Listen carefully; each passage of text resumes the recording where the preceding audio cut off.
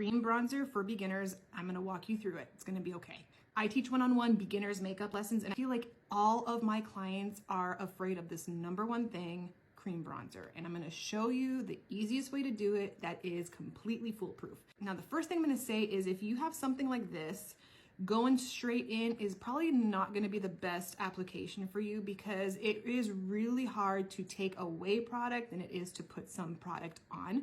So my tip is to get a fluffy brush that is not too big. Anything that is too wide like this is just going to cover more area, and you really want to go in with a brush that is more dense, and you want to take it on the brush directly, just like that. Tap off any excess, and where I like to start is by pulling my hair back and just dusting it on the perimeter. Don't be afraid to go into the hairline.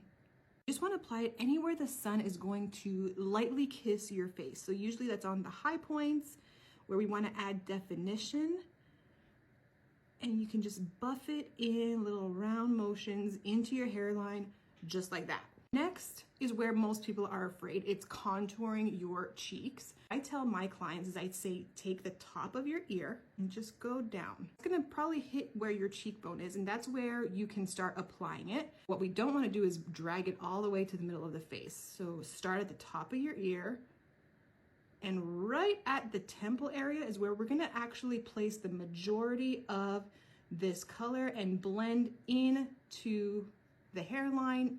You can actually touch the top of your ear as well. That's where the sun would hit you. And I like to stop right at the tail of my eyebrow. I don't like to bring in that depth too far into my face. I like the center of my face to be nice and bright. This is really where I keep my contour. Can you see that? And just blend it into the hairline, touch the top of your ear. Next, take a little bit more if you need, dust it off. And I like to lightly just carve out the jaw. This is optional, but some people like this effect because it gives you a little bit more structure. And I just go right underneath my jaw, not on top, slightly underneath the jawbone. We have the forehead, we have the cheekbone, and a little bit of the jaw.